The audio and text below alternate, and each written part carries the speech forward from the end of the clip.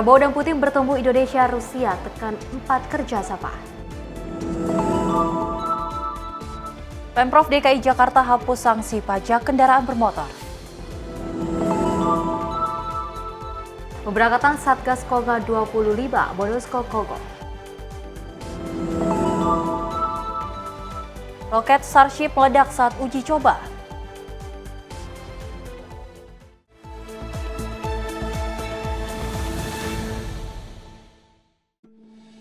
Halo, selamat malam pemirsa Simpo TV. Selamat malam Sally. Selamat malam Festi. Masih semangat malam hari Semangat ini? pasti. Harus semangat karena kita memiliki informasi yang terbaik untuk pemirsa di rumah terkait dengan perpolitikan, ekonomi dan juga berita olahraga lainnya. Dan itu pemirsa, kami akan menghadirkan informasi seputar peristiwa. Tetap bersama saya Sally Sregar Dan saya Festi Rahmadi, berikut informasinya untuk Anda.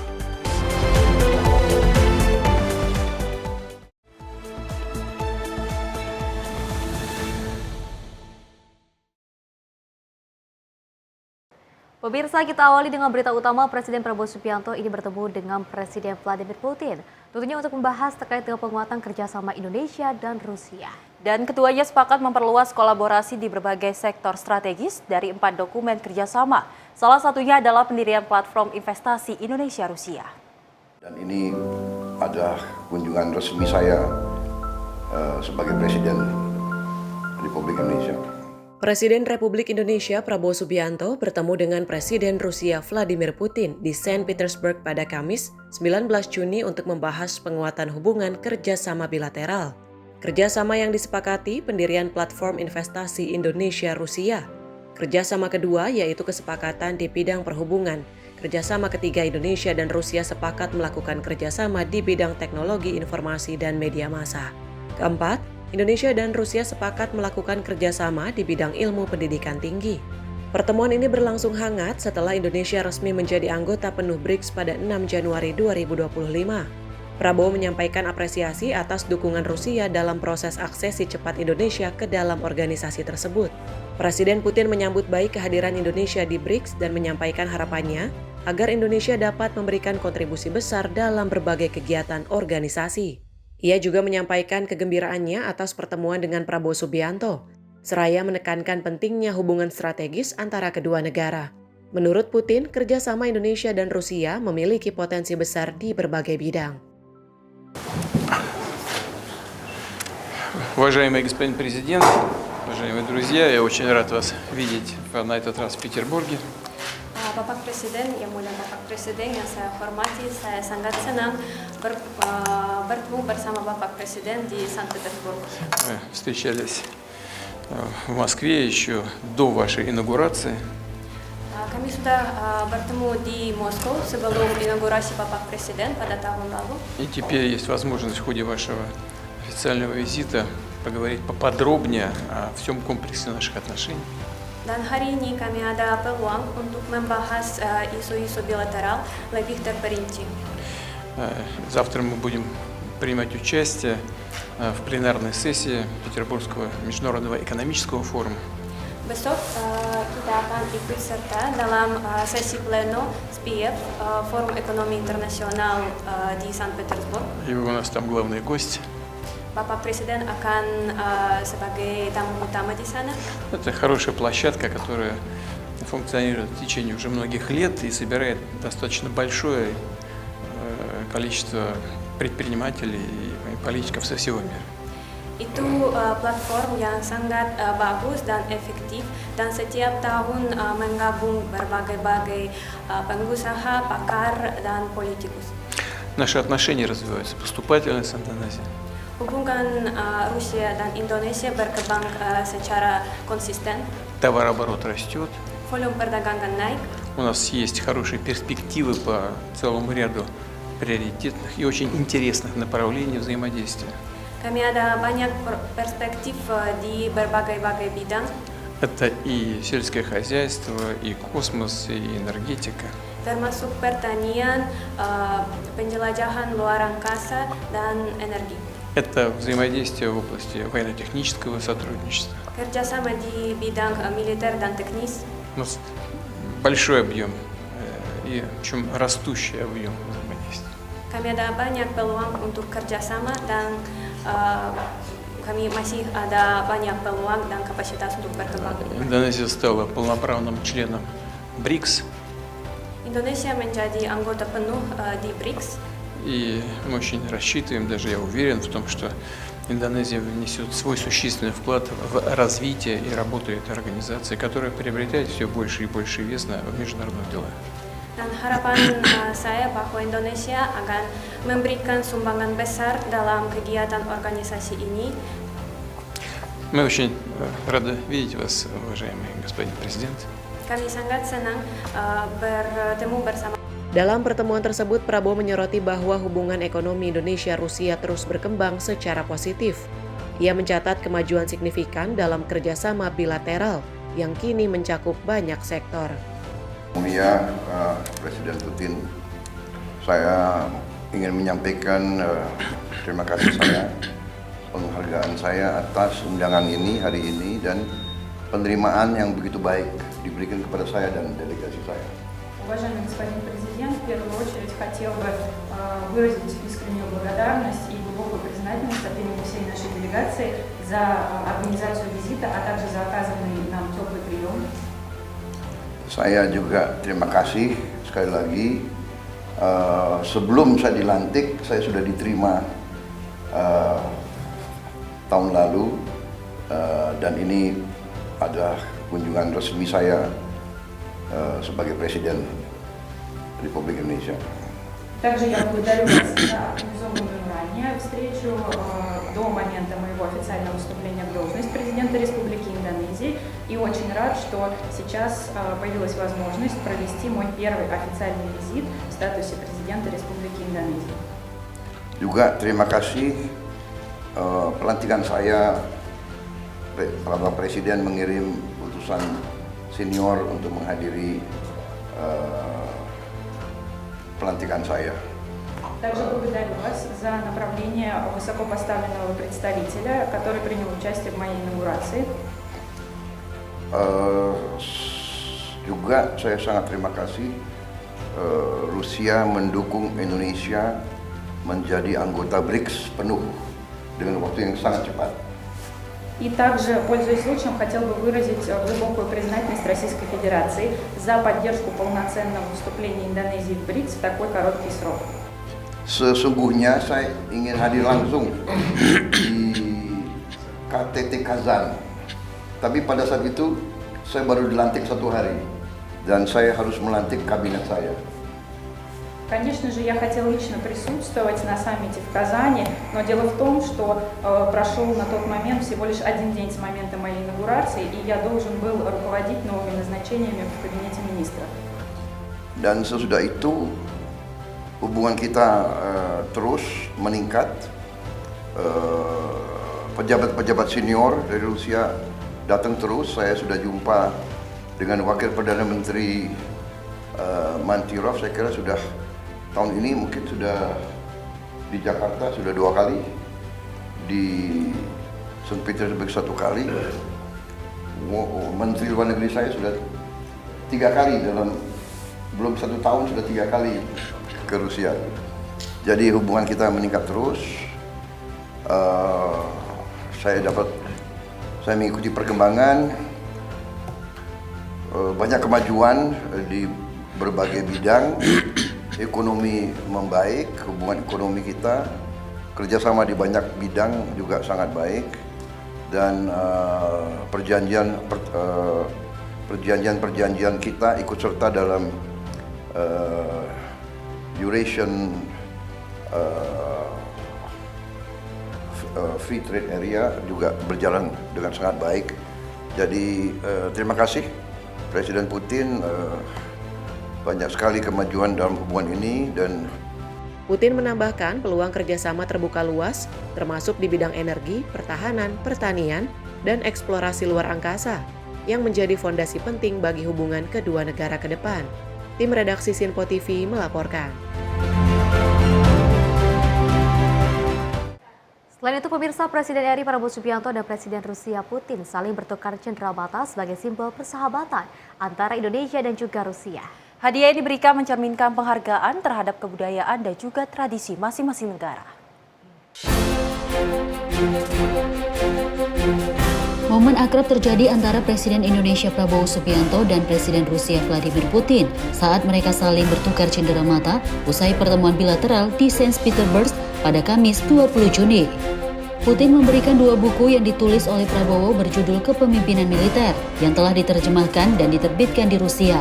Putin menjelaskan bahwa buku tersebut diterbitkan sebagai koleksi khusus untuk Prabowo.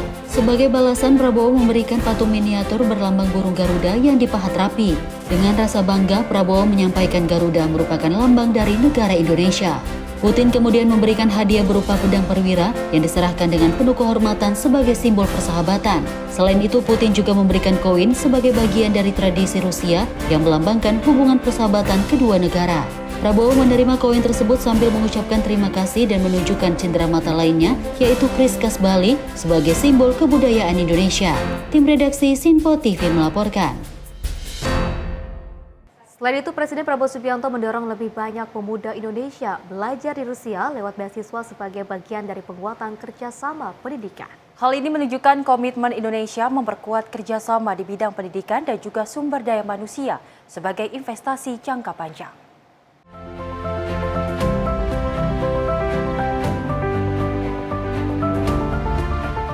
Usai pertemuan bilateral dengan Presiden Rusia Vladimir Putin di Saint Petersburg pada Kamis 19 Juni 2025, Presiden RI Prabowo Subianto menyampaikan keinginannya untuk meningkatkan jumlah pemuda Indonesia yang belajar di Rusia melalui program beasiswa. Hal ini menunjukkan komitmen Indonesia memperkuat kerjasama di bidang pendidikan dan sumber daya manusia sebagai investasi jangka panjang. Kami juga sudah mencapai banyak persetujuan baru, dan terutama kami ingin meningkatkan jumlah anak-anak muda Indonesia untuk belajar di Rusia dengan beasiswa dari pemerintah Indonesia. Saya berharap bahwa kunjungan ini akan membawa kemajuan yang sangat signifikan bagi hubungan antara kedua negara. Prabowo juga mengapresiasi peran Rusia dalam sejarah panjang hubungan bilateral kedua negara, terutama sejak masa awal kemerdekaan Indonesia. Kunjungan ini bertepatan dengan peringatan 75 tahun hubungan diplomatik Indonesia-Rusia dan menghasilkan berbagai kesepakatan penting di sektor ekonomi, perdagangan, investasi, transportasi, hingga pertahanan. Selain itu, Prabowo menyoroti keberhasilan pembukaan penerbangan langsung Moskow-Bali yang kini beroperasi hingga 4 kali seminggu selama musim dingin. Ia menyatakan kesiapan Indonesia membuka lebih banyak rute penerbangan langsung dari Rusia ke berbagai kota di Indonesia. Ekonomi, kerjasama teknis, perdagangan, investasi, pertanian, semua telah mengalami peningkatan yang berarti. Sebagai contoh, pada pertemuan bulan Juli 2024 lalu, Presiden Putin menyampaikan keinginan membuka penerbangan langsung Rusia-Indonesia. Sekarang penerbangan terbesar Rusia terbang 3 kali dalam 1 minggu, Moskow, Bali. Kemudian dalam musim dingin 4 kali dalam 1 minggu. Dan kami membuka peluang, silakan kalau mau menambah penerbangan tidak hanya ke Bali, tapi ke kota-kota lain di Indonesia. Kami membuka untuk penerbangan langsung dari Rusia. Kami juga sudah mencapai banyak persetujuan baru, dan terutama kami ingin meningkatkan jumlah anak-anak muda Indonesia untuk belajar di Rusia dengan beasiswa dari pemerintah Indonesia. Saya berharap bahwa kunjungan ini akan membawa kemajuan yang sangat signifikan bagi hubungan antara kedua negara. Tim redaksi Sinpo TV melaporkan.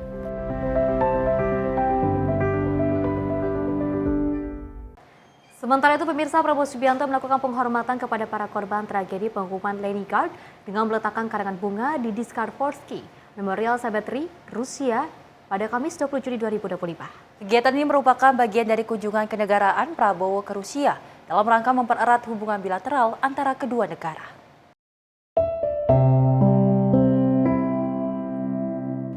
Piskaryovskop Memorial Cemetery menjadi tempat peristirahatan terakhir ratusan ribu warga sipil dan prajurit yang gugur selama blokade Leningrad oleh pasukan Nazi dalam Perang Dunia II yang berlangsung dari tahun 1941 hingga 1944.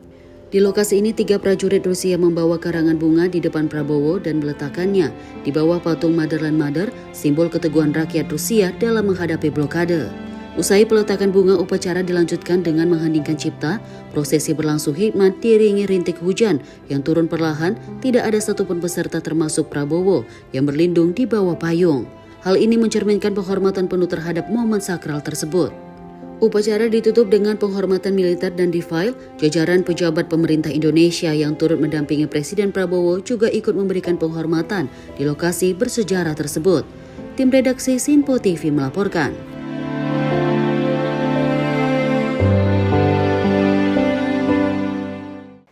Informasi lainnya, pemirsa, Komisi 3 DPR menggelar rapat dengar pendapat bersama dengan Dirjen Kekayaan Intelektual, Kemenhum, Badan Pengawas Mahkamah Agung, dan Koalisi Advokat Pemantau Peradilan untuk mendengarkan keterangan terkait dengan kasus tergugat penyanyi dan pelaku pertunjukan yang telah menggunakan Lagi Bilang Saja secara komersil tanpa izin pencipta lagu di Kompleks Parlemen Senayan Jakarta pada Jumat siang. Dan rapat dengar pendapat ini, pemirsa, digelar di Komisi 3 DPR RI menduga bahwa pemeriksaan dan putusan hakim di perkara Agnes Mo tak sesuai dengan undang-undang.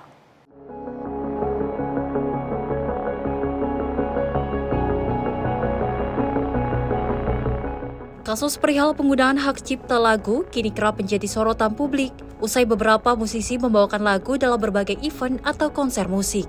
Salah satunya musisi ternama Agnes Monica yang diputuskan oleh Majelis Hakim Pengadilan Niaga Jakarta Pusat dengan menetapkan perkara pelanggaran hak cipta atas lagu Bilang Saja karya Ari Bias.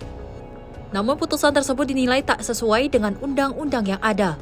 Pasalnya berdasarkan Undang-Undang Nomor 28 Tahun 2024 tentang hak cipta lagu, bahwa penyelenggara atau promotor event harus membayar royalti jika menggunakan lagu yang dilindungi hak cipta. Oleh karena itu, Komisi 3 DPR sepakat akan mengawal proses hukum yang diajukan oleh pihak Agnes Monica. Nantinya hakim yang memutuskan perkara tersebut akan dilaporkan ke Badan Pengawasan Mahkamah Agung. Tapi perlu digarisbawahi, putusan terkait Agnes Mo itu adalah hanya mengikat kedua belah pihak itu. Tidak menjadi rujukan dan tidak mengikat pihak-pihak lain di luar kedua belah pihak yang bersengketa dalam perkara tersebut. Karena itu adalah keputusan perdata yang tidak bersifat erga omnes atau tidak bersifat untuk semua. Beda dengan misalnya putusan Mahkamah Konstitusi. Itu erga omnes, kalau diputus mengikat kita semua, seluruh warga negara Indonesia. Tapi kalau putusan perdata sifatnya tidak erga omnes. Hanya mengikat kedua belah pihak yang bersengketa. Lalu kami tadi sepakat untuk terus mengawal proses hukum yang diajukan pihak Mbak Agnes. Dan secara garis besar juga kami tadi mendorong rekan-rekan Kementerian Hukum, dalam hal ini Dirjen KI, ya Pak Dirjen, untuk mensosialisasikan lebih maksimal ketentuan Undang-Undang Nomor 28 Tahun 2014 tentang hak cipta, tentang mekanisme tadi secara gamblang disampaikan. Dalam kesempatan yang sama, Dirjen Kekayaan Intelektual Kementerian Hukum Razilu menegaskan penyanyi berhak membayar jika menggelar event atau konser sendiri. Dirinya mengatakan jika penyanyi tersebut bukan sebagai penyelenggara, maka promotor event diharuskan untuk membayar royalti.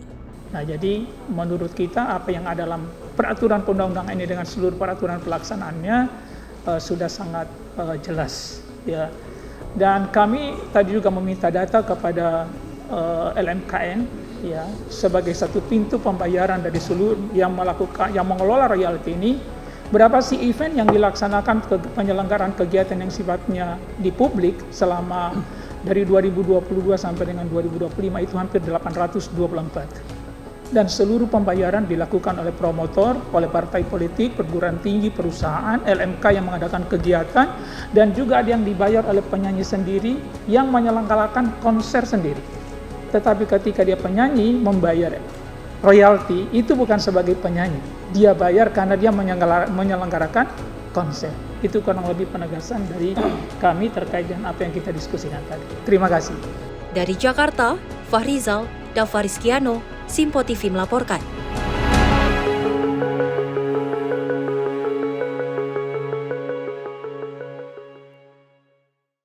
Selain itu pemirsa, staf sus Presiden bidang ekonomi kreatif Yovie Widianto ini ditunjuk oleh pemerintah untuk menjadi komisaris di PT Pupuk Indonesia. Ditunjuknya Yovie Widianto ini dinilai mampu berkontribusi dalam perusahaan BUMN dan dapat mendorong strategi komunikasi publik.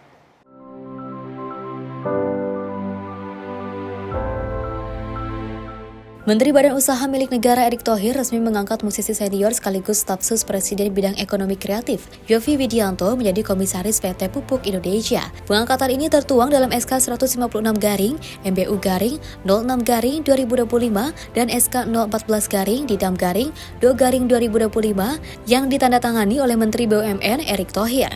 Alasan ditunjuknya Yovie sebagai komisaris tersebut karena pemerintah melalui Kementerian BUMN ingin mendorong transformasi dan juga inovasi di tubuh perusahaan milik negara.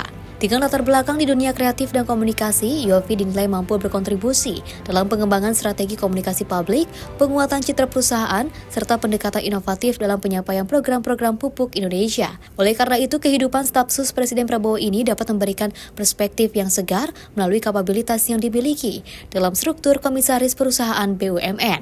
Ya, pertama tentu ada haknya pemerintah di setiap perusahaan, terutama untuk BUMN ya, menempatkan orang-orang dia atau orang-orang pemerintahan seperti Yovie karena ini tidak melanggar aturan, dan saya kira juga ada baiknya juga kadang-kadang di sebuah perusahaan itu kita menempatkan orang yang tidak punya hubungan latar belakang sebelumnya dengan perusahaan tersebut, sehingga bisa mereka atau dia lebih lepas dalam mengawasi atau memberikan masukan-masukan untuk memperbaiki kinerja sebuah perusahaan. Jadi saya kira itu tidak ada yang salah dalam aturan, karena itu memang semacam memang jatahnya pemerintah untuk menempatkan orang-orangnya dalam sebuah perusahaan gitu. Tentunya Yovie mestilah memiliki satu latar belakang yang bisa memberi kontribusi. Justru keanekaragaman latar orang-orang yang menjadi komisaris misalnya di sebuah perusahaan itu akan mewarnai jalannya perusahaan. Karena PT Pupuk tidak lepas dari usia komersialisasi.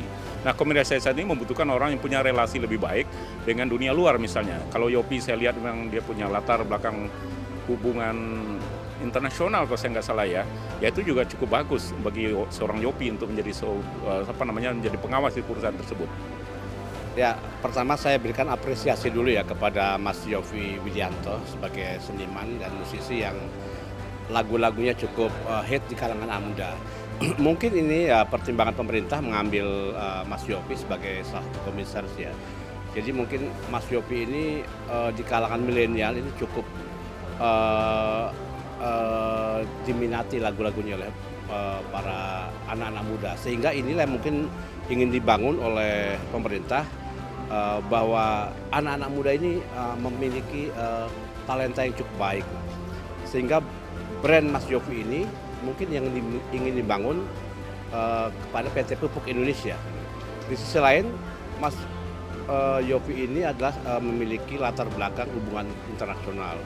Nah, latar belakang inilah yang mungkin ingin dibangun oleh pemerintah untuk membina dengan hubungan dengan para petani, dengan para dengan investor luar, sehingga citra dari PT Pupuk ini semakin bagus untuk ke depan itu. Saya kira itu aja. Dengan latar belakang Yovie ini mumpuni gitu ya? Iya, saya kira itu aja. Karena memang perlu dibangun sebuah citra yang bagus di luar itu, agar PT Pupuk ini menjadi sebuah multinational company ya yang bagus itu. Karena inilah memang kebanggaan Indonesia, PT Pupuk ini. Tidak ada pupuk lain ya, kecuali kalau pupuk swasta saya nggak tahu. Ya saya kira Mas Yovie yang seorang seniman ini diharapkan mampu memberikan masukan bagaimana membangun brand, image kepada publik di luar, agar PT Pupuk ini memiliki manajemen yang bagus. Ya menurut saya sih sudah sangat tepat ya, karena Pak Yovie ini sebagai komisaris PT Pupuk Indonesia dan beliau juga staf sus Presiden Ekonomi dan Kreatif. Ya karena Pak Yovie ini dinilai kinerjanya baik dan beliau juga pengalamannya cukup diapresiasi. Harapannya seperti apa Mbak? Semoga dengan adanya Pak Yovie ini dapat membantu berkontribusi di PT Pupuk Indonesia. Dari Jakarta, Farizal Davarizkiado, Sipo TV melaporkan.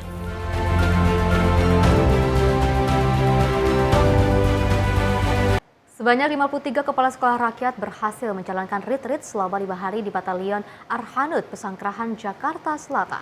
Retreat Kepala Sekolah tahap 1 yang dimulai pada 16 Juni 2025 resmi ditutup pada 20 Juni 2025 di Pusat Pendidikan dan juga Pelatihan Pengembangan Profesi dan dilanjutkan pelatihan bela negara. Sebanyak 53 kepala sekolah rakyat dari berbagai provinsi di Indonesia resmi menyelesaikan retreat dan akan dipulangkan ke daerah masing-masing. Wakil Menteri Sosial Republik Indonesia Agus Jabo Priyono menghadiri acara penutupan retreat kepala sekolah tahap 1 di Batalion Arhanud Bintaro, Jakarta Selatan. Pada acara penutupan, Wamensos Agus Jabo menjelaskan mengenai rencana kegiatan apa saja yang akan diimplementasikan di sekolah rakyat. Tak hanya ilmu pengetahuan, melainkan kurikulum yang ada dalam sekolah rakyat juga akan memuat pendidikan karakter dan nilai-nilai kebangsaan. Betul-betul akan terjadi interaksi, tidak hanya keilmuan tapi interaksi sosial, ya, interaksi pembangunan karakteristik. Kepala sekolah harus betul-betul memiliki empati, memiliki mengakomodasi setiap persoalan-persoalan yang dihadapi. Dengan diadakannya retreat kepala sekolah rakyat, Agus Jabo berharap terbentuknya kepala sekolah yang memiliki empati terhadap siswa-siswinya. Dari Jakarta, Nadia Kusuma, Azuzul, Zihan, Sipo TV melaporkan. Sebanyak 52 kepala sekolah rakyat dari berbagai daerah di Indonesia terpilih melalui seleksi ketat yang juga melibatkan berbagai instansi termasuk Kementerian Sosial dan universitas terkait. Ke-52 kepala sekolah rakyat pemirsa menjalani beragam tahapan, mulai dari wawancara kepemimpinan hingga tes psikologi dan juga kemampuan bahasa Inggris. Proses seleksi kepala sekolah rakyat dilakukan secara ketat sebagai upaya menjaring figur terbaik yang mampu menjalankan tugas pendidikan dan pembinaan di lingkungan sekolah rakyat. Seleksi kepala sekolah rakyat turut melibatkan universitas, Ditjendikdaksman, dan instansi terkait lainnya. Prosesnya dilakukan dalam beberapa tahap, mulai dari pemanggilan calon, wawancara kepemimpinan, hingga pemetaan kemampuan dalam menanamkan nilai karakter dan visi pendidikan. Pada tahap lanjutan, seleksi dilaksanakan oleh Kementerian Sosial melalui ujian online, meliputi TOEFL, psikotes, dan penilaian khusus lainnya, hingga terpilih 52 peserta final. Sebenarnya pemerintah sudah menyeleksi kami, dan yang 52 hadir hari ini sebenarnya merupakan hasil dari seleksi yang telah dilakukan oleh Kemensos RI bekerja sama dengan Dikdasmen, dan juga ada unsur-unsur terkait di dalam seleksi ini, dan kami ada tiga tahap dalam seleksinya. Pertama, kami dipanggil dulu, direkrut nama-namanya. Kemudian setelah itu mengikuti seleksi wawancara. Dalam seleksi wawancara itu ada leadership di situ, coaching, kemudian juga ada yang dilihat betul di situ adalah kemampuan dari segi menanamkan karakter kepada anak didik nantinya, dan bagaimana visi dan misi kita ke depan, dan mengapa pantas menjadi kepala sekolah rakyat. Setelah itu diadakan seleksi lanjutan, itu dipilih 3 dari 11 orang dari masing-masing kota dan kabupaten. Kami melakukan seleksi lanjutan oleh Kemensos. Nah, waktu itu semua seleksi lanjutan itu dilakukan secara Zoom, online. Nah, waktu itu dipilih 1. Nah, seleksinya cukup ketat karena melibatkan juga ada di situ kami diminta untuk mengikuti seleksi bahasa Inggris, ada TOEFL-nya di situ, kemudian juga psikotes. Nah, dari rangkaian ujian yang ketat itu dipilih 1 orang. Nah, baru inilah kami yang 52 orang ini hasil dari seleksi yang oleh Kemensos. Dari Jakarta, Jihan Nabila, Azizul Hakim, Sipo TV melaporkan. Dari Ketua Tim Formatur Sekolah Rakyat, M. Nuh juga menegaskan bahwa menjadi kepala sekolah rakyat bukan sekedar profesi, melainkan misi mulia untuk membebaskan maksud kami anak-anak dari belenggu kemiskinan melalui pendidikan. Hal ini tentunya disampaikan Muhammad Nuh saat hadir di hari kedua retreat Kepala Sekolah Rakyat. Saya ingin mengajak kepada kita semua senantiasa bersyukur. Hari kedua Retreat Sekolah Rakyat menghadirkan sesi inspiratif bersama Ketua Tim Formatur Sekolah Rakyat M. Nuh. Dalam arahannya, ia menegaskan bahwa menjadi kepala sekolah rakyat bukan sekedar profesi, melainkan misi mulia untuk membebaskan anak-anak dari belenggu kemiskinan melalui pendidikan. Lebih lanjut, ia mengungkapkan bahwa tidak semua orang punya kesempatan untuk bisa menjadi kepala sekolah di sekolah rakyat. Tidak semua orang itu punya kesempatan menjadi kepala sekolah. Tidak semua orang yang menjadi kepala sekolah itu bisa menjadi kepala sekolah di sekolah rakyat. Panjenengan ditugaskan di sana, macam-macam. Tolong panjenengan kompak. Bahwa panjenengan bukan sekedar kepala sekolah biasa. Kepala sekolah yang membawa misi, tekad, janji kemuliaan. Saya ingin membebaskan anak-anak miskin. Melalui retreat ini diharapkan bisa memperkuat kepemimpinan kepala sekolah rakyat, berempati dan inovatif. Dari Jakarta, tim redaksi Sinpo TV melaporkan. Informasi lainnya, pemirsa, pemulangan jemaah haji ke tanah air dimulai sejak 11 Juni hingga 18 Juni 2025 dan terdata sebanyak 53.156 jemaah telah kembali ke tanah air. Dan dari PPIH menyatakan proses pemulangan jemaah haji berjalan dengan lancar dengan koordinasi yang cukup baik. Fase pemulangan jemaah haji ke tanah air dimulai sejak 11 Juni hingga 18 Juni 2025, sekitar pukul 21.00 waktu Arab Saudi dengan total 53.156 jemaah dan petugas yang telah kembali ke tanah air.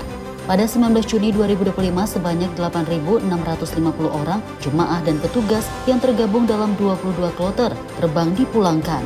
Proses pemulangan ini berjalan lancar dengan koordinasi yang baik. Diketahui cuaca di Makkah dan Madinah sangat panas dengan suhu di Mekah mencapai di atas 40 derajat Celcius. PPIH Arab Saudi mengimbau jemaah terutama yang lanjut usia atau memiliki komorbid untuk membatasi aktivitas di luar hotel.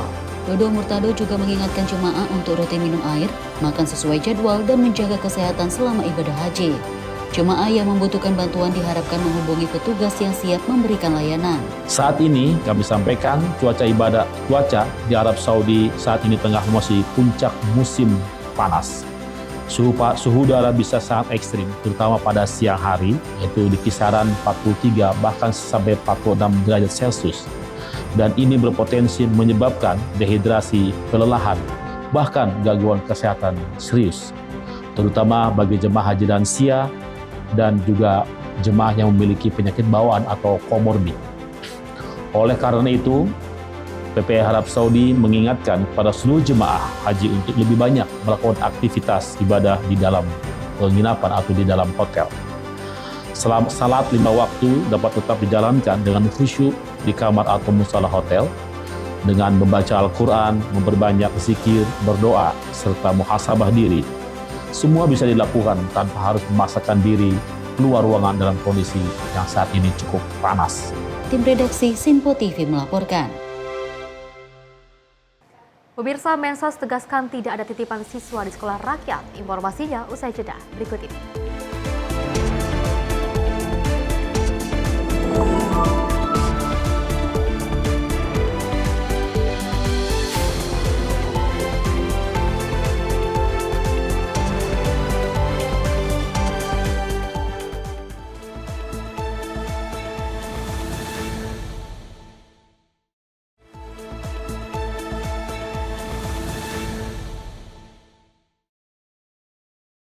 Terima kasih pemirsa, Anda masih menyaksikan Menyapa Indonesia Malam. Informasi kita lanjutkan, di mana Kapolda Jawa Barat Irjen Pol Rudi Setiawan meresmikan pos polisi Hogeng dan Jalan Jenderal Hogeng di kawasan Simpang Gadok, Ciawi, Kabupaten Bogor, Jawa Barat.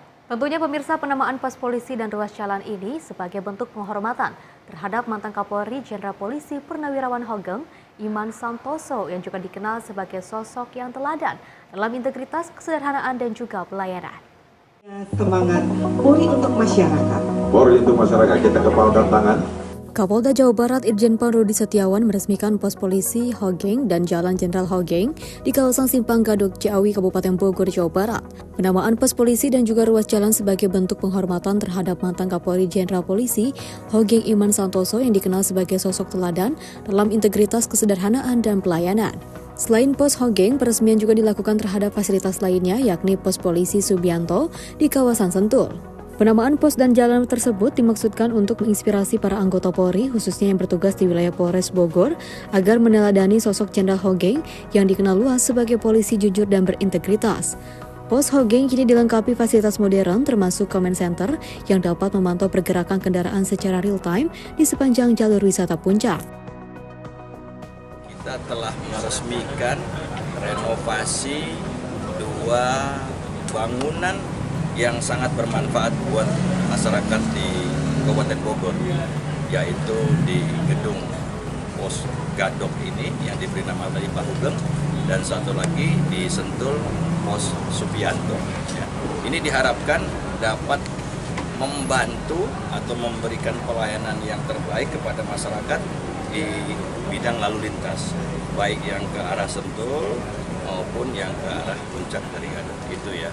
Dan satu lagi jalan, nama-nama yang kita angkat ini Pak Hugeng, Pak Subianto ini, semua ini bukan hanya sebuah nama, tapi banyak menginspirasi. Diharapkan nanti bahwa polisi-polisi yang berada di 2 bangunan tersebut ya, dan masyarakat yang berjalan di Jalan Hugeng ini ya menjadi orang-orang yang terinspirasi dengan integritasnya, pelayanan, dan kesederhanaan daripada Sementara itu, Bupati Bogor Rudi Susmanto menyampaikan bahwa penamaan jalan dan pos tersebut bertujuan untuk mengenang keteladanan Jenderal Polisi Purnawirawan Hogeng Iman Santoso sebagai sosok yang jujur dan berintegritas. Diharapkan nilai-nilai keteladanannya menginspirasi semua elemen masyarakat, khususnya dalam memberikan pelayanan terbaik bagi warga. Dari Kabupaten Bogor, tim kontributor melaporkan. Dari Menteri Sosial RI Saifullah Yusuf ini menegaskan tidak boleh ada titipan di proses penerimaan calon siswa sekolah rakyat. Dan dari Gus Ipul pun mengajak para kepala daerah untuk bersinergi memuktahirkan data tunggal sosial dan juga ekonomi nasional. Menteri Sosial RI Saifullah Yusuf mengajak Gubernur Bengkulu Helmi Hasan dan Bupati Karimun Iskandarsyah untuk berkolaborasi membangun sekolah rakyat. Gus Ipul juga mengajak para kepala daerah untuk bersinergi memuktahirkan data tunggal sosial dan ekonomi nasional. Hal ini disampaikan Mensos Gus Ipul dalam audiensi dengan Gubernur Bengkulu dan Bupati Karimun di kantor Kementerian Sosial Jakarta. Dalam kesempatan itu, Gus Ipul juga menegaskan tidak boleh ada titipan di proses penerimaan calon siswa sekolah rakyat. Titipan hanya berdasarkan DTSEN. Ini sekolah untuk rakyat miskin, tidak boleh titipan dari siapa-siapa. Titipannya dari DTSEN, data tunggal sosial ekonomi nasional itu. Nanti di situ Gubernur, Bupati mengusulkan nama-nama yang sudah kita verifikasi. Tidak ada tes akademik, yang ada adalah talent mapping. Jadi ini menyapu anak-anak yang putus sekolah, anak-anak yang karena faktor ekonomi tidak bisa sekolah. Dalam audiensi tersebut, Gubernur Bengkulu dan Bupati Karimun menyatakan siap mendirikan sekolah rakyat di daerah masing-masing sebagai komitmen bersama memutus rantai kemiskinan melalui pendidikan. Dari Jakarta, tim redaksi Sinpo TV melaporkan.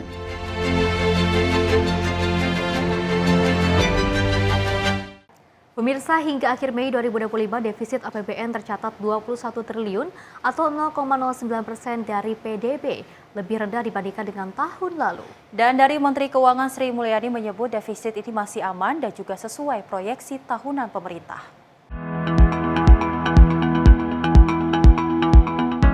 Dalam konferensi pers APBN Kita edisi Juni 2025 yang digelar di Jakarta pada Rabu 18 Juni, Kementerian Keuangan melaporkan bahwa defisit anggaran pendapatan dan belanja negara hingga akhir Mei 2025 mencapai 21 triliun rupiah atau setara 0,09% dari produk domestik bruto. Angka ini menunjukkan penurunan dibandingkan defisit pada Mei 2025 yang tercatat sebesar 21,8 triliun rupiah atau 0,10% dari PDB.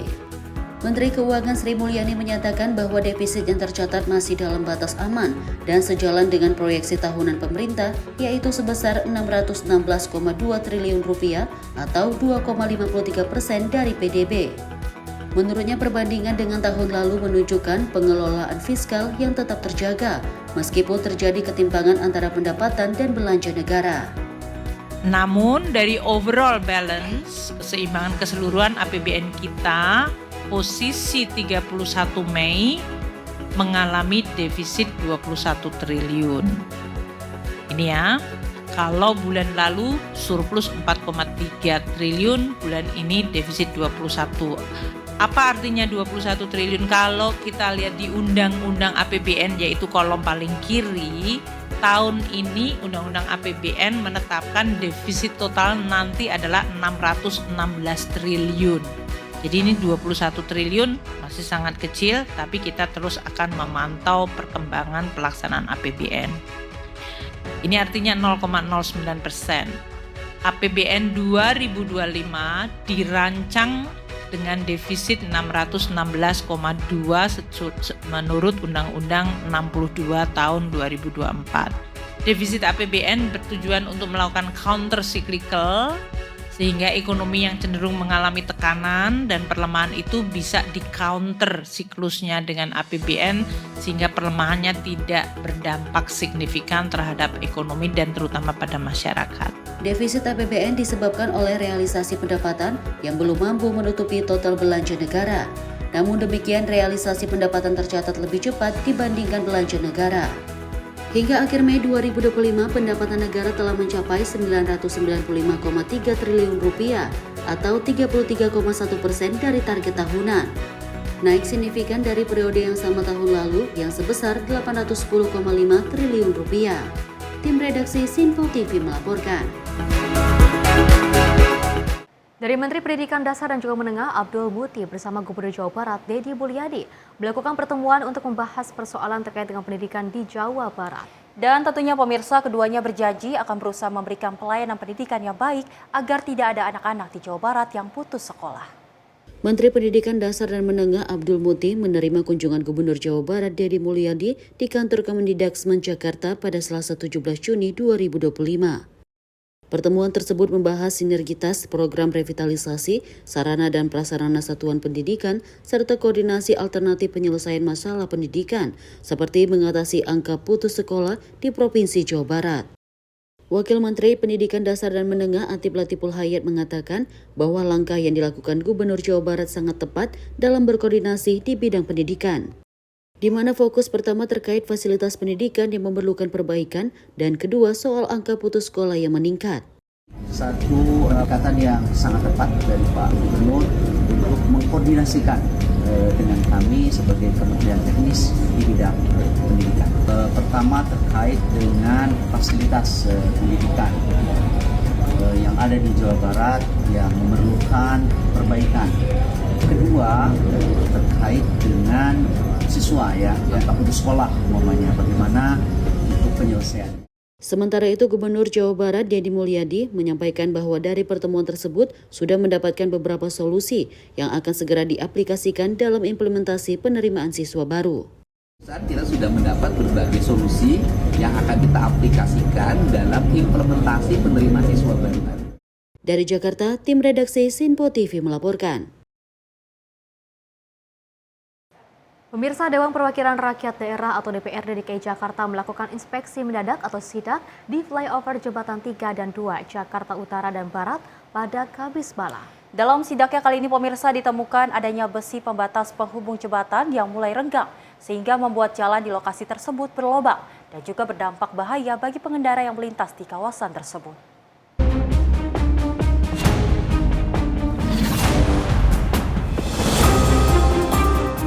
Tiba di lokasi flyover Jembatan 3 Jakarta Utara, anggota DPRD DKI Jakarta fraksi PDI Perjuangan, Hardianto Kenneth mengecek kondisi flyover jembatan tersebut. Dalam pengamatannya ditemukan kondisi besi penghubung jembatan yang mulai renggang, sehingga membuat jalan di lokasi itu berlubang dan tak hanya di flyover Jembatan 3, kondisi hal serupa pun ditemukan di flyover Jembatan 2 Jakarta Barat. Melihat kondisi itu, politisi PDI Perjuangan ini bergegas cepat melakukan panggilan terhadap dinas terkait. Merespon cepat permasalahan itu, Dinas Marga DKI Jakarta tiba di lokasi dan melakukan perbaikan sementara. Lantaran kondisi jalan tersebut membahayakan bagi para pengendara yang melintasi kawasan itu. Kenneth mengungkapkan inspeksi mendadak ini atau sidak ini dilakukan berdasarkan adanya aduan masyarakat melalui pesan media sosialnya. Dan tak hanya itu, kedua flyover ini pun sempat viral di media sosial TikTok dan Instagram. Menurutnya, kedua kondisi flyover jembatan itu membahayakan bagi para pengendara yang akan melintas di kawasan tersebut. Dasarnya adalah laporan dari masyarakat, ada WA masuk ke saya melaporkan bahwa jembatan layang di jembatan 2 dan jembatan 3 ini banyak sekali kerusakan dan sangat membahayakan pengendara, terutama pengendara motor. Nah, karena dasar itulah saya datang ke sini dan kebetulan saya tadi mengecek. Dan saya menemukan di sambungan layang itu ada besi yang sudah terputus. Ya, jadi dia ada menimbulkan lubang yang menjorok ke dalam, itu berbahaya sekali menurut saya buat pengendara motor. Dan juga samping-sampingnya itu ada yang sudah hancur-hancur begitu dan sudah menimbulkan lubang besar. Nah, saya minta tolong dari Bina Marga, Pak Beni dan jajarannya ini, petugasnya supaya sekaligus dirapikan. Tadi sempat berbicara dengan Pak Beni ya, Pak Beni. Siap. Memang ini jalan layang ini masih dalam tahap pemeliharaan, jadi masih menjadi tanggung jawab kontraktor. Ia juga berharap kepada Bina Marga DKI Jakarta agar melakukan pengecekan rutin secara berkala agar kondisi jalan seperti itu tak terulang kembali. Dari Jakarta, tim redaksi Sinpo TV melaporkan.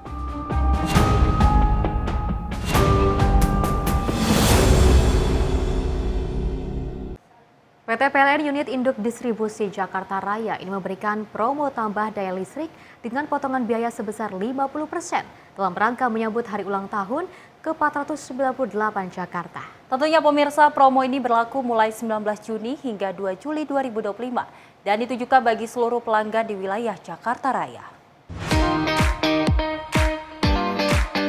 PLN Unit Induk Distribusi Jakarta Raya menyampaikan, promo ini ditujukan bagi pelanggan tegangan rendah seluruh golongan tarif 1 fasa dengan daya awal 450 volt ampere hingga 5.500 volt ampere yang ingin melakukan tambahan daya hingga batas maksimal 7.700 volt ampere. Lalu diskon tambah daya 50% ini dapat diperoleh dengan melakukan transaksi kelistrikan melalui aplikasi PLN Mobile.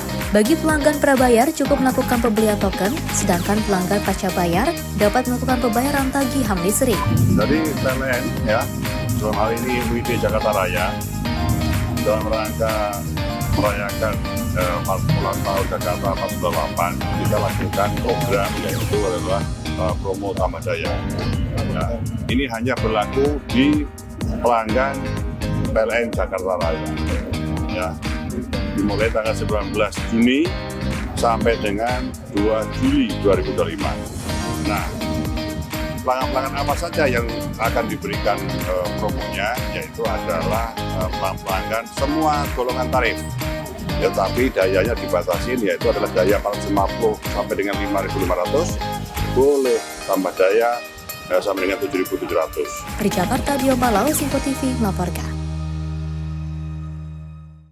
Pemerintah Provinsi DKI Jakarta bakal menerapkan penghapusan sanksi administrasi pajak kendaraan bermotor atau PKB serta bea balik nama kendaraan bermotor mulai dari tanggal 14 Juni hingga 31 Agustus 2025.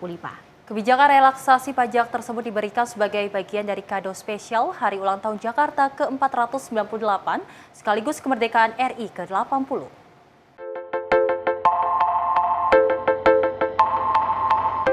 Hal itu diungkapkan langsung Gubernur Jakarta Pramono Anung di Gedung Balai DKI Jakarta pada Selasa malam. Pramono menegaskan Pemprov DKI bakal menerapkan penghapusan sanksi administrasi pajak kendaraan bermotor atau PKB serta bea balik nama kendaraan bermotor atau BBNKB mulai tanggal 14 Juni hingga 31 Agustus 2025.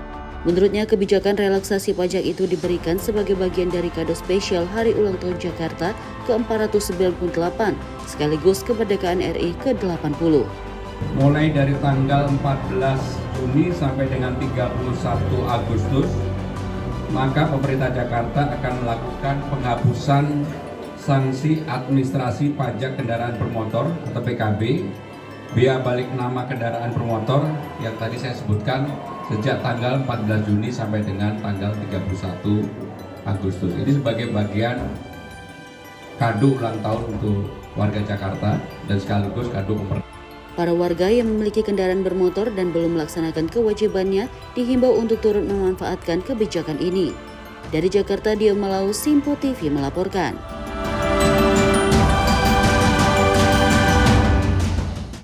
Bank Indonesia memperpanjang kebijakan keringanan pembayaran kartu kredit hingga 31 Desember 2025, termasuk dengan penurunan pembayaran minimum dan juga batas denda keterlambatan. Dan dari Bank Indonesia mengimbau masyarakat menggunakan kartu kredit dengan bijak demi menjaga stabilitas sistem keuangan.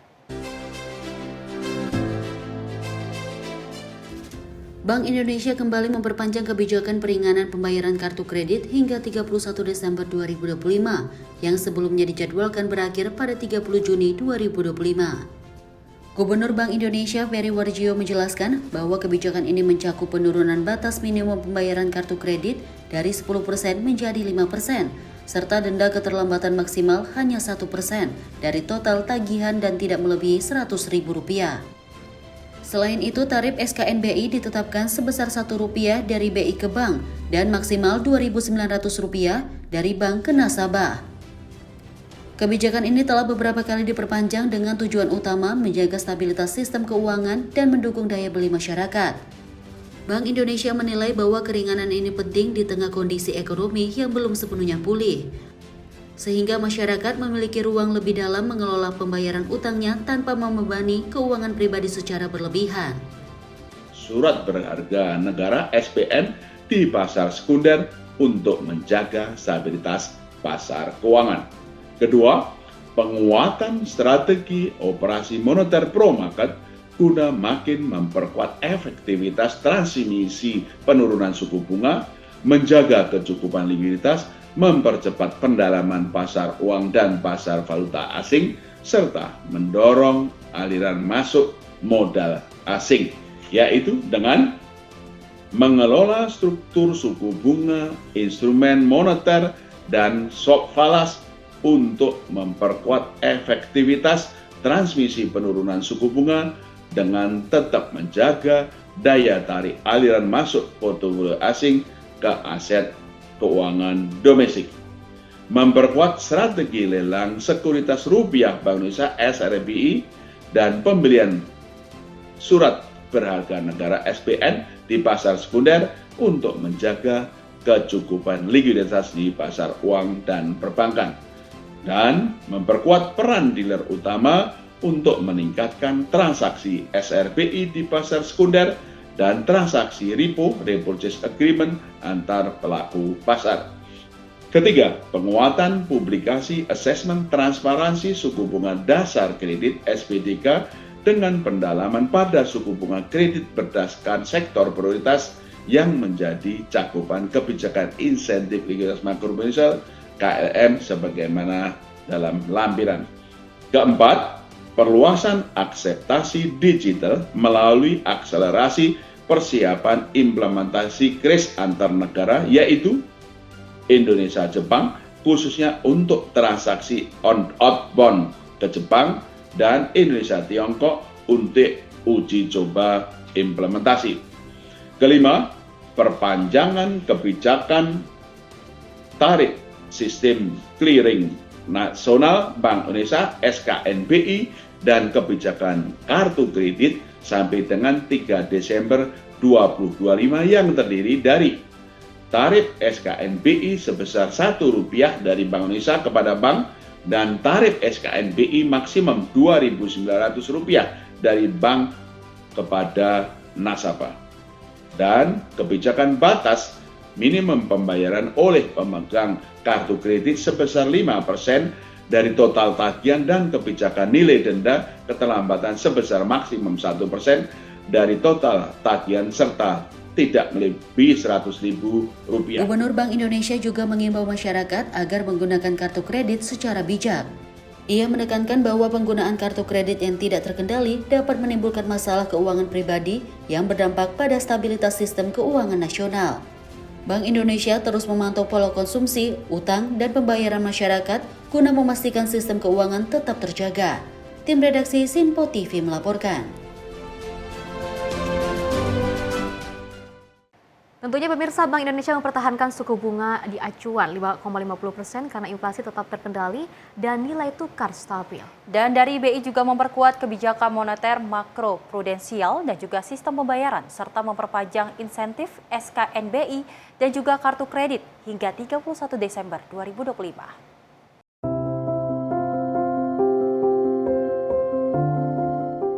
Bank Indonesia memutuskan untuk mempertahankan suku bunga acuan atau BI rate di level 5,50% sejalan dengan proyeksi inflasi 2025 dan 2026 yang tetap dalam sasaran 2,5% lebih kurang 1%. Gubernur Bank Indonesia Peri Warjio menyampaikan keputusan ini juga mendukung kestabilan nilai tukar rupiah di tengah ketidakpastian global serta bertujuan menjaga pertumbuhan ekonomi.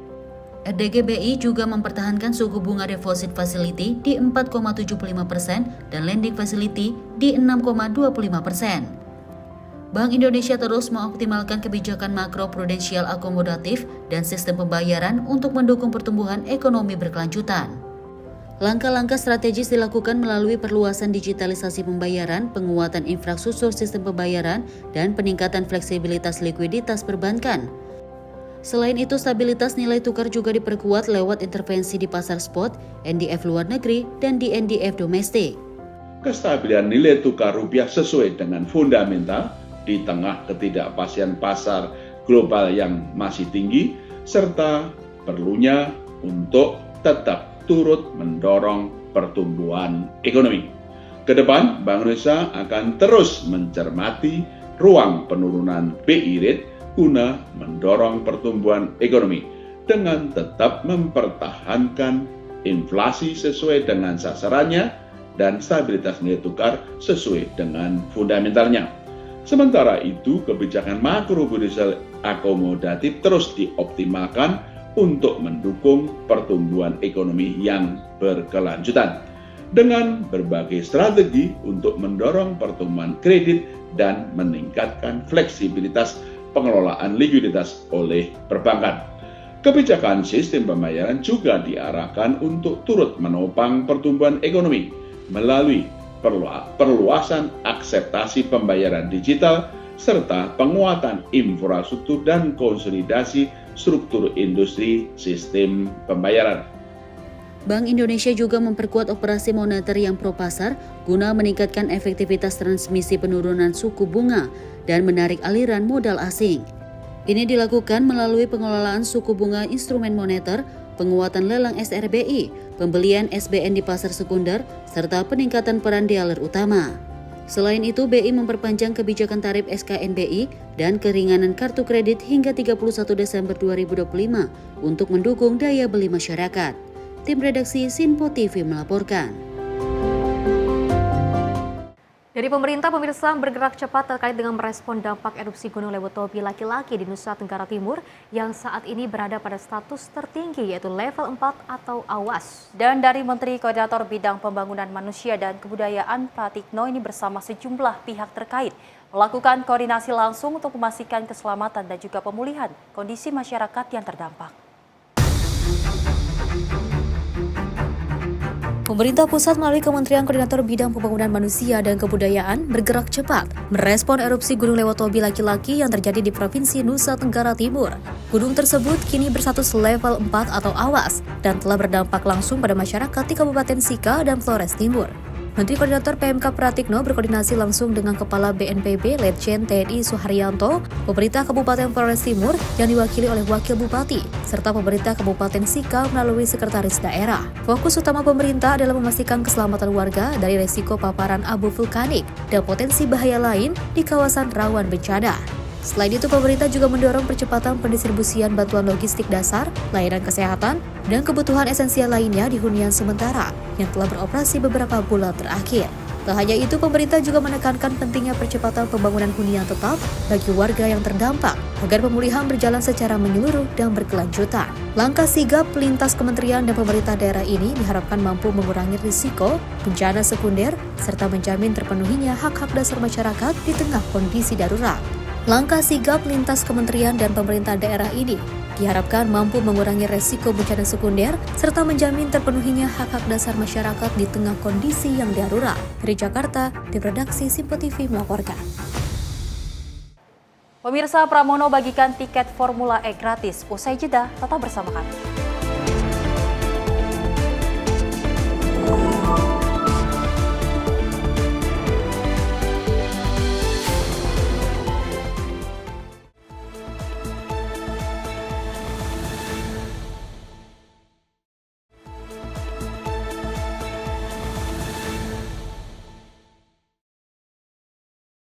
Terima kasih pemirsa, Anda masih bersama kami. Kita lanjutkan informasinya di mana anggota Komisi 3 DPR RI Safarudin mendorong optimalisasi lembaga perlindungan saksi dan korban serta advokat dalam revisi Undang-Undang KUHP. Menurutnya pemirsa, LPSK dan juga advokat memiliki peran yang perlu diakomodir untuk dimasukkan dalam revisi undang-undang tersebut. Anggota Komisi 3 DPR RI, Safarudin menyatakan untuk lembaga perlindungan saksi dan korban atau LPSK belum diakomodir di KUHP yang lama. Selain mendorong optimalisasi peran LPSK, ia juga mendorong advokat dalam revisi Undang-Undang Kitab Undang-Undang Hukum Pidana atau KUHP. Menurutnya LPSK memiliki fungsi krusial dalam persidangan hukum pidana, utamanya pendampingan korban. Ia juga menyatakan bahwa peran advokat hukum perlu diakomodir untuk dimasukkan ke dalam revisi undang-undang tersebut.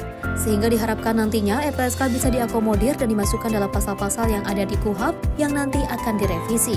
Dan ada beberapa hak-hak tadi disampaikan, hak-hak tersangka, hak-hak saksi, dan hak-hak korban yang diakomodir nanti di dalam KUHP itu yang diharapkan oleh LPSK. Ya, kita memang mengharapkan LPSK ini dimasukkan nanti di dalam pasal-pasal di KUHP yang baru ini. Dari Jakarta, tim redaksi Simpo TV melaporkan. Markas Besar Tentara Nasional Indonesia menggelar upacara pemberangkatan Satgas Kizi TNI kontingen Garuda 25 MONUSCO Kongo tahun anggaran 2025. Upacara digelar di lapangan Prima Mabes TNI Cilangkap, Jakarta Timur pada Kamis 19 Juni 2025.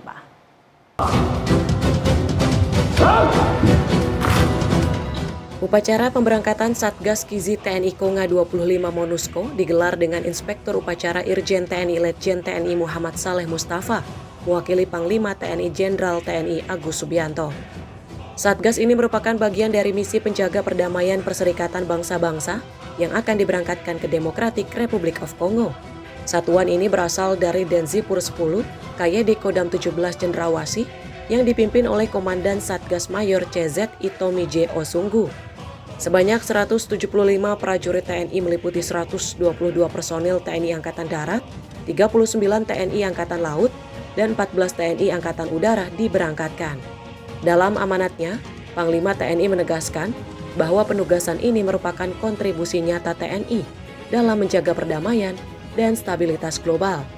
Selain itu, prinsip hukum humaniter internasional, hak asasi manusia, dan perlindungan pengungsi menjadi landasan utama dalam setiap operasi. Dari Jakarta, Jihan Nabila, Simpo TV melaporkan. Ketua Grup Kerjasama Bilateral Parlemen Indonesia Argentina, Martin Manurung, ini mendorong pemerintah untuk tetap memperkuatkan komunikasi dan kerjasama perdagangan dengan Argentina. Kerjasama perdagangan dengan Argentina khususnya dalam memaksimalkan potensi ekspor dan juga impor di berbagai sektor strategis. Pernyataan ini disampaikan Martin Manurung usai menerima kunjungan kehormatan delegasi Parlemen Argentina ke DPR RI sebagai tindak lanjut dari pertemuan bilateral yang sebelumnya digelar di Buenos Aires. Martin menuturkan bahwa sebenarnya secara maksimal, terutama di bidang pertanian, Indonesia pun punya potensi untuk mengekspor seperti unggas ke Argentina. Nah, ini sebenarnya harus kita akan minta juga dari pemerintah untuk bisa lebih intens untuk berkomunikasi, karena memang Indonesia pada saat ini menurut saya ya, dengan juga perkembangan dinamika global yang saat ini terjadi, itu sangat perlu partner-partner dagang yang semakin kuat di berbagai kawasan. Lebih lanjut, Martin menyampaikan bahwa pemerintah Indonesia jangan hanya bergantung pada beberapa negara saja. Menurutnya, dalam perdagangan perlu membuka hubungan-hubungan perdagangan lebih banyak lagi dengan negara lain. Argentina dinilai memiliki potensi yang sangat besar sehingga ia mendorong pemerintah untuk lebih intens dalam berkomunikasi. Dari Jakarta, tim redaksi Simpo TV melaporkan. Dari Kementerian Pendidikan Tinggi, Sains dan Teknologi memberikan pembekalan materi kepada ratusan mahasiswa penerima beasiswa Indonesia Maju dan beasiswa Garuda. Dan nantinya pemirsa, ratusan mahasiswa tersebut akan dikirim ke beberapa negara untuk mengasah diri dan juga mengemban ilmu. Pada kesempatan ini saya menyampaikan selamat kepada adik-adik semua penerima beasiswa Garuda, penerima beasiswa BIM. Kementerian Pendidikan Tinggi, Sains dan Teknologi melalui Direktorat Jenderal Sains dan Teknologi menyelenggarakan pembekalan untuk 337 putra-putri terbaik bangsa yang siap melanjutkan studi ke luar negeri dan dalam negeri. Dari jumlah tersebut, 325 peserta akan terbang ke negara-negara seperti Amerika Serikat, Kanada, Australia, dan Singapura dengan keberangkatan pertama pada Juli 2025. Pembekalan penerima beasiswa Indonesia Maju atau BIM Angkatan 4 dan beasiswa Garuda tahun 2025 ini bukan hanya tentang pendidikan, tetapi juga tentang mempersiapkan masa depan Indonesia. Wakil Ketua Komisi 10 lalu Hadrian Infani menyampaikan selamat kepada mahasiswa-mahasiswi yang mendapatkan beasiswa BIM dan Garuda. Ia berharap para penerima beasiswa dapat memanfaatkan untuk mengasah, melatih, dan menambah pengetahuan demi membangun bangsa Indonesia. Pada kesempatan ini saya menyampaikan selamat kepada adik-adik semua penerima beasiswa Garuda, penerima beasiswa BIM. Manfaatkan beasiswa ini untuk terus mengasah, terus melatih diri, menambah ilmu pengetahuan untuk membangun bangsa dan negara. Dengan fokus pada bidang sains, teknologi, engineering, dan matematika, Kemdikti Saintek berkomitmen untuk mencetak talenta unggul dan mampu bersaing di kancah global. Dari Jakarta, di redaksi Simpo TV melaporkan. Pemirsa, Menteri Lingkungan Hidup Hanif Faisal Rafiq ini menerima kunjungan gubernur dari Jawa Barat. Dan tentunya pemirsa, pertemuan tersebut membahas upaya pemulihan kawasan Puncak Jawa Barat dan juga daerah aliran Sungai Ciliwung, wilayah penting yang menyuplai kebutuhan air sekaligus menopang keseimbangan lingkungan ibu kota. Pertemuan antara Kepala Menteri Lingkungan Hidup Hanif Faisal dan Gubernur Jawa Barat diwarnai diskusi strategis tentang penyelamatan kawasan hulu yang krusial yakni wilayah Puncak dan Das Ciliwung. Kawasan ini dinilai sebagai jantung ketahanan air dan ekosistem yang bukan hanya penting bagi Jawa Barat, tapi juga bagi keberlangsungan hidup jutaan warga Jakarta. Keduanya menyoroti pentingnya pengolahan sampah yang benar, pengembalian fungsi hutan, serta penataan ulang tata ruang yang memperhatikan daya dukung lingkungan. Tidak hanya itu, pembahasan juga menyinggung soal maraknya aktivitas tambang ilegal dan kerusakan lingkungan di wilayah sensitif yang kini semakin mengkhawatirkan. Ada kolaborasi yang cukup kuat yang harus kita lakukan bersama untuk memulihkan lagi daerah Ciliwung. Jadi beberapa skenario telah kita susun. Mudah-mudahan dalam waktu yang tidak terlalu lama kita bersama Bapak Gubernur benar-benar mulai melakukan pemulihan, langkah-langkah pemulihan di daerah hulu dari Das Ciliwung. Kemudian tentu das-das lain juga menjadi perhatian Bapak Gubernur untuk kita tangani bersama. Tidak terkecuali juga kerusakan lingkungan di tempat-tempat lain, seperti adanya kegiatan tambang emas ilegal yang kemudian kita diskusikan untuk bersama-sama kita tangani. Bapak Gubernur bersama kita akan mencoba menangani beberapa hal yang hari ini masih belum diselesaikan. Pertama, kita ingin menghidupkan lagi air, nggak boleh lagi ada halangan ketika dia mengalir. Yang kedua, kita ingin menghidupkan sumber-sumber air, hutan-hutan harus kembali pada fungsinya. Yang ketiga, kita ingin sama-sama mengelola sampah dengan baik agar tidak menjadi problem lingkungan. Yang keempat, kita ingin mengevaluasi tata ruang karena berdasarkan keterangan dari Pak Menteri tadi bahwa di tata ruang sebelumnya yang disusun ada penghilangan daerah-daerah rawan bencana yang itu sangat berpotensi menjadi kerawanan dalam penanganan lingkungan di Jawa Barat. Semoga pertemuan ini kita bisa terus tindak lanjuti dengan langkah-langkah yang lebih nyata dan bersinergi demi keberhasilan pembangunan di Jawa Barat, kelarasan lingkungan di DKI. Daerah khusus Jakarta, DKJ, dan khusus Jakarta, karena Jakarta itu keharmonian lingkungannya, ketenangan warganya sangat bergantung di Jawa Barat. Kalau di Jawa Barat hulunya tertata, maka Jakarta juga akan bahagia. Diharapkan sinergi antara pemerintah pusat dan daerah ini dapat menghasilkan langkah-langkah konkret dan terukur demi lingkungan yang lebih lestari dan aman bagi generasi hari ini dan masa depan. Tim redaksi Simpo TV melaporkan. Pemerintah Kota Tangerang dalam upaya meningkatkan kualitas dan juga daya saing tenaga kerja lokal melalui Dinas Perumahan Permukiman dan Pertanahan menyelenggarakan uji sertifikasi kompetensi kerja di bidang pekerjaan jalan. Kegiatan ini berlangsung di Aula Dinas Pekerjaan Umum dan juga Penataan Ruang atau PUPR dan diikuti oleh 50 pekerja konstruksi. Sebanyak 50 pekerja konstruksi mengikuti uji sertifikasi kompetensi kerja di bidang pekerjaan jalan sebagai bentuk pengakuan profesional atas dedikasi para pekerja. Wakil Wali Kota Tangerang Mariono di Tangerang, Banten, mengatakan sertifikasi kompetensi ini merupakan bagian dari program nasional yang konsisten dijalankan oleh Pemkot Tangerang. Dalam kegiatan yang digelar oleh Dinas Perumahan, Permukiman, dan Pertanahan Kota Tangerang tersebut, Mariono juga menekankan pentingnya semangat dalam pengabdian setiap profesi, termasuk konstruksi. Pemkot Tangerang juga terus mendorong peningkatan kualitas tenaga kerja konstruksi melalui sinergi berbagai pihak, seperti Disperkimtan, Dinas PUPR, Dinas Ketenagakerjaan, dan lembaga sertifikasi profesi seperti Astekindo. Terima kasih kepada Dinas PUPR, Dinas Perkim, dan juga Dinas Tenaga Kerja di bawah koordinasi asisten 2 untuk melaksanakan kegiatan uji kompetensi sertifikasi untuk tenaga konstruksi, di mana ini menjadi bagian dari programnya nasional, dan kami sudah mengikuti kegiatan ini beberapa tahun yang lalu, sehingga setiap pekerja konstruksi di bidang apapun, insya Allah kedepannya sudah memiliki sertifikat yang sesuai dengan standar untuk Kepala Dinas Perumahan, Permukiman, dan Pertanahan Kota Tangerang, Deki, juga mengatakan bahwa dengan adanya sertifikasi ini, para pekerja diharapkan mampu mengakses peluang kerja yang lebih luas, serta berperan sebagai tenaga ahli maupun narasumber dalam kegiatan profesional lainnya. Tim Redaksi Simpo TV melaporkan. Gubernur DKI Jakarta membagikan ribuan tiket gratis masuk ajang balap Formula E yang digelar pada hari Sabtu mendatang di Jakarta International Epic Circuit, Jakarta.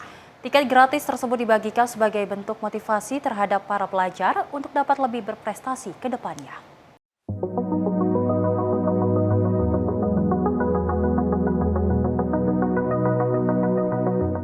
Untuk menambah semangat belajar bagi para pelajar, Gubernur DKI Jakarta Pramono Anung menyerahkan tiket akses untuk menyaksikan gelaran ajang balap Formula E secara gratis di Jakarta International Epic Circuit pada Sabtu mendatang. Tiket gratis ini dialokasikan bagi 3.400 siswa yang berasal dari SMA, SMK negeri, dan mahasiswa negeri kampus Jakarta. Selain para pelajar, Pramono juga membagikan 200 tiket bagi para pendamping pelajar saat gelaran tersebut berlangsung. Pramono menambahkan hal ini dilakukan untuk memberi kesempatan kepada para pelajar Jakarta untuk menyaksikan ajang balap Formula E secara langsung, terlebih digelar di Jakarta. Ini diberikan kurang lebih untuk 116 SMA negeri dan juga 60 SMA SMK negeri. Ini adalah bentuk keinginan pemerintah Jakarta yang memberikan kesempatan kepada anak-anakku sekalian untuk bisa melihat Formula E ini secara langsung, dan mudah-mudahan ini akan memberikan kesan dan menambah semangat untuk belajar kalian semua. Hari ini kalian semua mendapatkan kesempatan untuk bisa menonton secara langsung Formula E. Gunakanlah kesempatan ini sebaik-baiknya untuk melihat sesuatu yang pasti belum pernah dilihat. Yang kedua adalah berinteraksi dengan teman-temannya, tapi yang tidak kalah pentingnya adalah tetap menjaga kehati-hatian. Sebelumnya, ajang balap Formula E ini menggunakan kendaraan berbasis listrik yang akan digelar di Jakarta International Eprix pada Sabtu mendatang.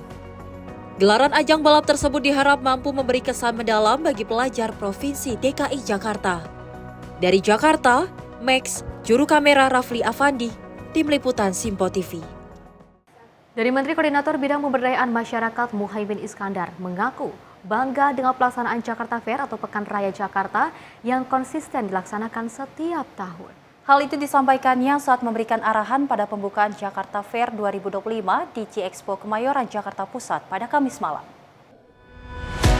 5, 4, 3, 2, 1. Menko PM Muhaimin Iskandar alias Caimin menyebut dirinya mewakili Presiden Prabowo Subianto yang berhalangan hadir dalam pembukaan Jakarta Fair 2025, dikarenakan masih dalam perjalanan dinas ke luar negeri. Dalam kesempatan itu, Caimin menyampaikan rasa bangganya atas pelaksanaan Jakarta Fair yang secara konsisten terlaksana setiap tahun, hingga menjadi bagian dari salah satu tradisi di Jakarta.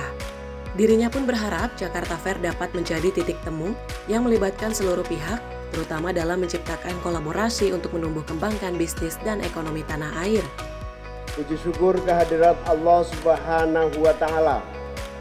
Pada malam hari ini, kita semua diberi karunia kesehatan dan kesempatan untuk bersama-sama dalam rangka meresmikan pembukaan pameran Pekan Raya Jakarta, Jakarta Fair 2025. Sebagai bagian dari upaya pemerintah daerah dan kita semua untuk terus menumbuhkan gairah ekonomi di tengah berbagai tantangan yang tidak mudah. Pertama, saya mewakili Bapak Presiden Republik Indonesia. Beliau masih berada di Rusia. Sudah beberapa hari melaksanakan perjalanan kunjungan kerja ke luar negeri, sehingga pada malam hari ini tidak bisa bersama-sama Pak Gubernur dan hadirin sekalian. Tentu mengucapkan selamat sekaligus terima kasih diiringi rasa syukur dan bangga terus terjaganya pelaksanaan Jakarta Fair, Jakarta International Expo yang melegenda, yang senantiasa secara konsisten kita jalankan dengan baik, melibatkan semua pihak yang menjadi bagian dari kebanggaan Jakarta dan Indonesia. Dari Jakarta, Sri Dewi Andayani, Mutia Anggiani, Sinpo TV melaporkan.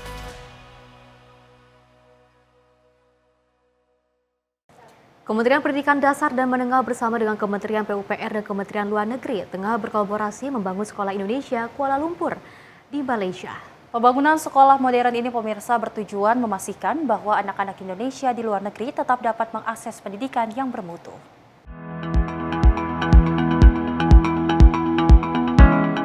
Komitmen pemerintah Indonesia dalam menghadirkan layanan pendidikan berkualitas bagi seluruh anak bangsa kembali dibuktikan.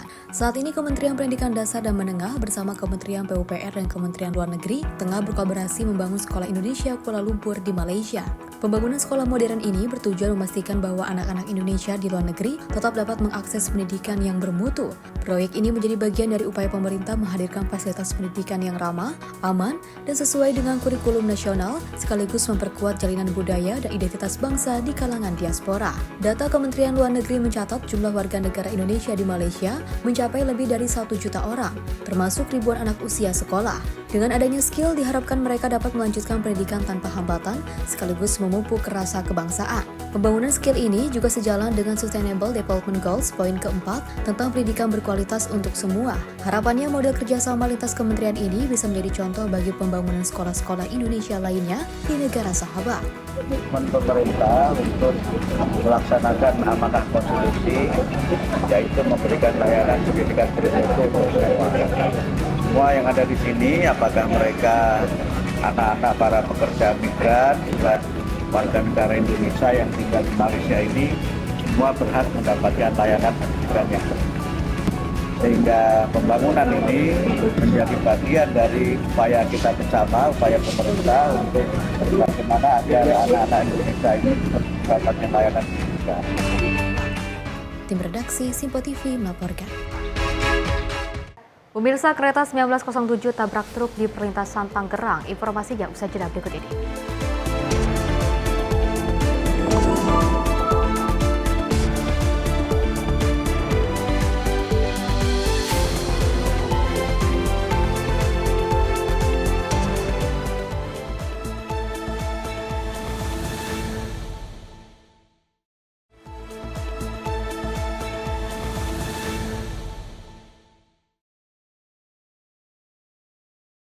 Selamat malam pemirsa, Anda masih menyaksikan Menyapa Indonesia Malam. Informasi kita lanjutkan, di mana aksi kejar-kejaran antara kapal pengawas sumber daya kelautan dan perikanan, Kementerian Kelautan dan Perikanan dengan 2 kapal asing berbendera Filipina terjadi di perairan Bitung, Sulawesi Utara. Petugas harus melepaskan beberapa kali tembakan peringatan agar bisa menangkap 2 kapal asing yang kedapatan tengah mencuri ikan di perairan Indonesia. Tembakan KR. Petugas pengawasan sumber daya kelautan dan perikanan Kementerian Kelautan dan Perikanan mengejar 2 kapal asing berbendera Filipina yang kedapatan tengah mencuri ikan di perairan Bitung, Sulawesi Utara. Petugas langsung memberikan tembakan peringatan lantaran kedua kapal asing tersebut tak juga mau berhenti. Setelah kapal asing pencuri ikan berhenti, petugas KKP langsung menggeledah kapal tersebut dan memindahkan semua ABK kapal bendera Filipina ke kapal KKP. Sebanyak 17 anak buah kapal dari kedua kapal asing tersebut langsung diamankan petugas. Kedua kapal itu adalah FB Annie Grace dengan ukuran 65,22 gross ton yang menggunakan alat penangkap ikan jenis Purseine, dan satu kapal lagi adalah kapal pendukung LPI-2 berukuran 31 gross ton yang berfungsi sebagai light boat atau kapal lampu. Direktur Jenderal Pengawasan Sumber Daya Kelautan dan Perikanan Pung Nugroho Saksono menuturkan, penindakan 2 kapal asing berhasil dilakukan setelah adanya laporan dari kelompok nelayan yang curiga dengan keberadaan kapal asing di perairan Indonesia. Dengan begitu, potensi kerugian negara yang berhasil diselamatkan sebesar 31,6 miliar rupiah. Wilayah Laut Sulawesi merupakan perairan yang kaya akan sumber daya alam, khususnya ikan tuna, sehingga menjadi sasaran empuk praktik pencurian ikan oleh kapal asing, khususnya dari Filipina. Petugas PSDKP KKP berkomitmen akan terus melakukan pengawasan ketat demi menjaga perairan Indonesia dari tangan-tangan asing pencuri ikan. Dari Jakarta, Dio Malau, Simpo TV melaporkan.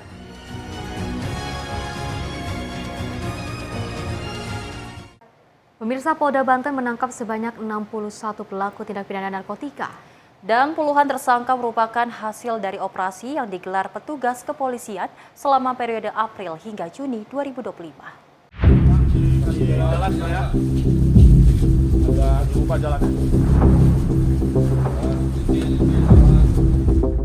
Dari operasi yang digelar selama 3 bulan terakhir, Polda Banten berhasil mengamankan 61 orang tersangka. 42 diantaranya merupakan pengedar narkoba, sementara 19 lainnya adalah pemakai. Dari para pelaku, petugas berhasil menyita berbagai jenis barang bukti, diantaranya sabu-sabu seberat 3,7 kg, ganja seberat 76,94 gram, tembakau sintetis 76,38 gram, psikotropika 630 butir, serta obat-obatan golongan G seperti tramadol dan heksimbar sebanyak 15.000 butir. Polda Banten untuk per triwulan per 3 bulan belakangan dari bulan April, Mei sampai dengan Juni terus berjalan. Ini kami Direktorat Polda Banten berhasil mengungkap sejumlah 50 perkara, 50 LP dengan 61 tersangka dan jumlah barang bukti dari beberapa jenis. Sabu ada 3,7 kilo, ganja sintetis dan ganja ada sekitar beberapa puluh gram. Juga yang terbanyak adalah dari jenis obat berbahaya atau obat keras, dari tramadol, heksimbar itu sekitar 15.500 butir. Jadi selama kurun waktu 2 bulan lebih, jajaran Direktorat Narkoba Polda Banten berhasil mengungkap puluhan tersangka dan puluhan kasus yang ditangani. Kalau para tersangka sendiri mereka sebagai pemilik bandar atau kurir atau dari 61 tersangka, 19 orang sebagai pengguna atau pemakai dan 49 orang sebagai pengedar. Para tersangka saat ini sudah diamankan dan ditahan oleh pihak kepolisian untuk menjalani proses hukum. Atas perbuatannya, para pelaku akan dijerat dengan pasal 111, 112, 114, dan 127 Undang-Undang Nomor 35 Tahun 2009 tentang narkotika dengan ancaman hukuman penjara minimal 5 tahun. Dari Serang, Banten, Firman Arif, Simpo TV melaporkan. Kereta rel listrik dengan nomor KA 1907 relasi Tangerang Duri menabrak truk box di lintasan antara stasiun Tangerang dan juga Batu Ceper pada Jumat pagi 20 Juni 2025. Akibatnya, pemirsa, bagian depan kereta rusak parah dan perjalanan KA 1907 dibatalkan, serta layanan KRL lintas Tangerang Duri juga terganggu karena pola operasi satu jalur diberlakukan secara bergantian.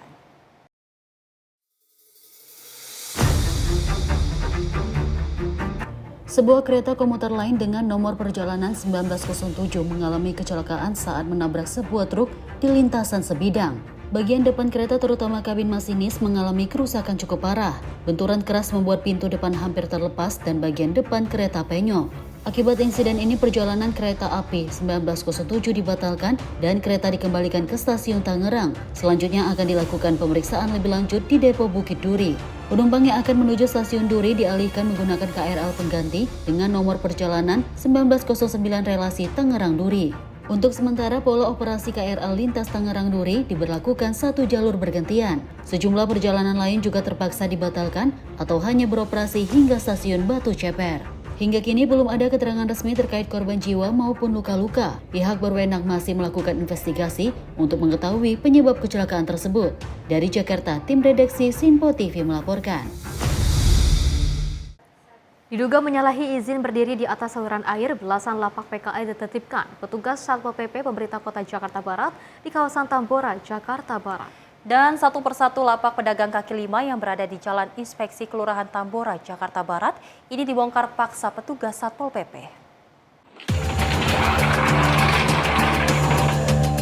Penertiban 15 bangunan liar ini dilakukan petugas lantaran selain telah menyalahi izin berdiri di atas saluran air, lapak para PKL di sekitar lokasi ini disinyalir dijadikan tempat berkumpulnya remaja yang hendak tawuran.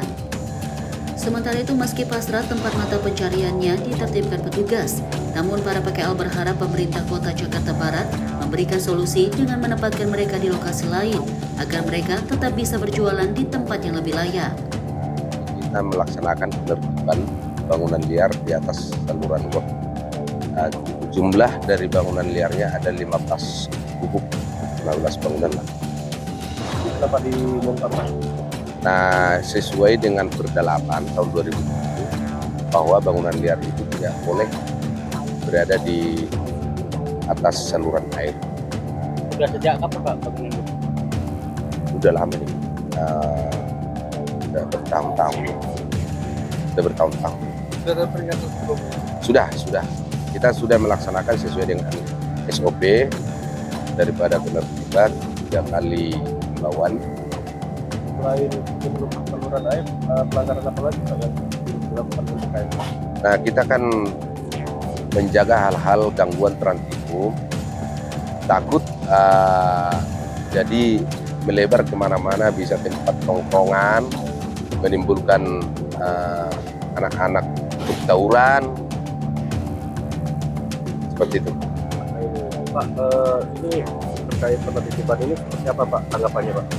Ya kalau saya sih ya, kalau memang ini dari pemerintah ya saya nerima. Ya cuma saya kan ya pengen ke depannya ya kita kan namanya cari makan uang di sini kan. Ya mudah-mudahan ke depannya bisa lagi ya.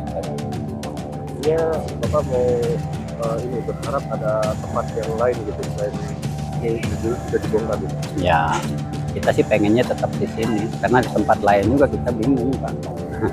Ya gitu. Saya ya begitulah. Artinya Bapak menerima nggak dengan penertiban ini? Ya mau nggak nerima gimana ya? Kalau udah ya begini ya terima aja, mana lagi Pak. Kita namanya juga kita mah rakyat biasa gitu ya. Cuma di sini sekedar nyari makan. Ya intinya ya kita ya mudah-mudahan kedepannya bisa usaha lagi ya. Seluruh bangunan lapak PKL yang telah ditertibkan selanjutnya diangkut petugas Satpol PP ke kantor Wali Kota Jakarta Barat. Sementara agar para PKL tak kembali berjualan di lokasi, sejumlah petugas Satpol PP akan diterjunkan untuk berjaga-jaga setiap hari di sekitar lokasi penertiban. Dari Jakarta, tim kontributor Sinpo TV melaporkan. Pemirsa, sebuah mobil pick-up berisi penumpang terperosok saat melintas tanjakan di Jalan Dusun Beteng, Desa Sumberrejo, Kecamatan Rengel, pada Rabu 18 Juni 2025. Mobil pick-up tersebut diketahui membawa sekitar 20 orang penumpang. Sebagian korban mengalami luka-luka dan segera dilarikan ke RSUD Sosodoro, Bojonegoro untuk mendapat penanganan medis. Inilah rekaman CCTV yang merekam detik-detik kecelakaan tragis di Jalan Dusun Beteng, Desa Sumberrejo, Kecamatan Rengel, Tuban. Sebuah pick-up mundur tak terkendali saat melewati tanjakan curam dan mengakibatkan penumpang di bak belakang terlempar ke jalan. Mobil yang dikemudikan Hardi ini membawa sekitar 20 orang, akibatnya beberapa korban mengalami luka dan dilarikan ke RSUD Sosodoro, Bojonegoro. Diduga sopir tidak siap menghadapi medan menanjak dan tidak memahami karakter jalan. Polisi mengimbau pengendara terutama yang membawa penumpang di kendaraan terbuka untuk lebih waspada dan mengutamakan keselamatan. Dari Jakarta, tim redaksi Simpo TV melaporkan. Dari Satreskrim Polresta Bogor Kota mengungkapkan peredaran susu dengan label kadaluarsa palsu. Dan tentunya ratusan dus susu berbagai kemasan ikut disita sebagai barang bukti. Kasus ini terungkap dari laporan warga di kawasan Kedung Halang, Bogor Utara. Polisi langsung menggerebek toko grosir yang menjual susu dengan label palsu dan menangkap 2 orang tersangka berinisial M dan juga F.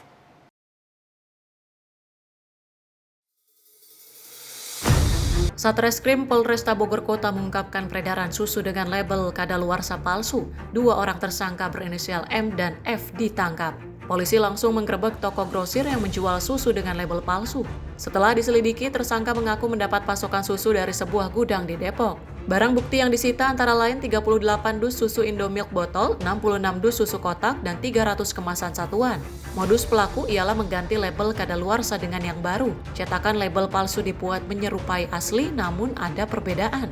Polisi menjerat tersangka dengan Undang-Undang Pangan dengan ancaman penjara maksimal 2 tahun atau denda hingga 4 miliar rupiah. Badan Pengawas Obat dan Makanan mengingatkan produk kadaluarsa yang beredar bisa menimbulkan gangguan kesehatan, bahkan kematian. Ditemukan di wilayah sekitaran daerah Talang, Bogor Kota, itu ditemukan ada salah satu grosir yang memasarkan salah satu merek susu yang tanda kadaluarsanya atau label kadaluarsanya dipalsukan.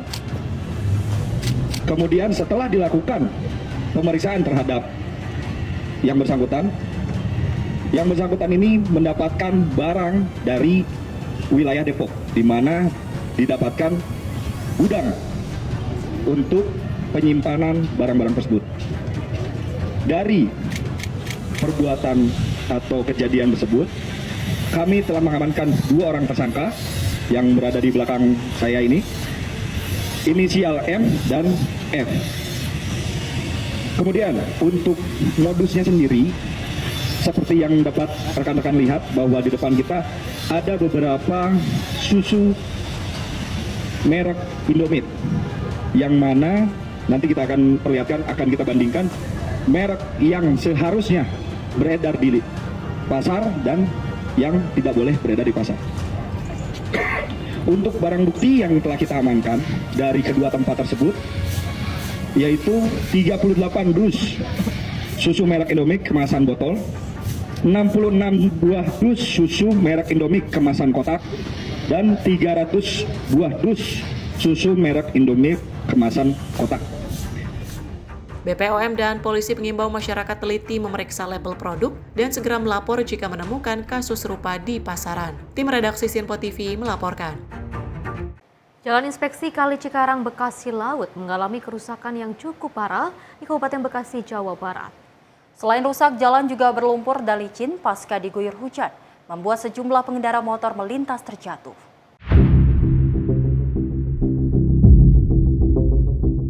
Pengendara yang melintas di Jalan Inspeksi Cikarang Bekasi Laut (JBL) di Desa Sukajaya Cibitung, Kabupaten Bekasi, Jawa Barat harus ekstra hati-hati.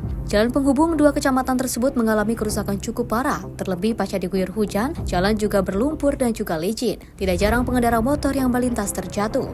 Akibat kerusakan jalan, pengendara yang melintas dari arah Tambun Utara menuju Cikarang maupun sebaliknya harus bergantian. Bahkan kendaraan motor juga harus memperlambat laju kendaraan agar tidak terjatuh di kubangan lumpur. Kondisi jalan diperparah dengan adanya kendaraan truk besar melintas membuat jalan licin dan berlubang sejak 1 bulan lalu. Kontrol ke Sukajaya ini. Ngeri saya orang kontrol rutin. Iya, orang bisa kemarin kan sama anak saya sekarang kerja nggak bisa. Iya itu, lihat kayak gini saya mengeri. Saya maklum udah tua, mau kan beda ya. Nah, saya diperbaikin, biar cepat iya. Sedangkan saya 2 minggu sekali kontrol ke Sukajaya. Kalau jalan begini mulu sama saya. Kondisi repot ya, Bu? Iya, so kondisi anak pada kerja. Ya namanya dikali, ya kita kan ya udahlah mau dibagusin mah. Nyatanya dia bang dirusak doang, ngeterusin. Nah, kepala beko yang ada dia namanya pada diangkat pada pergi. Bagaimana itu begitu? Ya acak-acak doang udah ceritanya, Pak, masalahnya. Tuh, jadi nggak terus. Nah, akhirnya apa? Mobil itu dia lewat, hancur udah berjalan. Lah mobil namanya narik tanah itu, Kak, itu metren itu.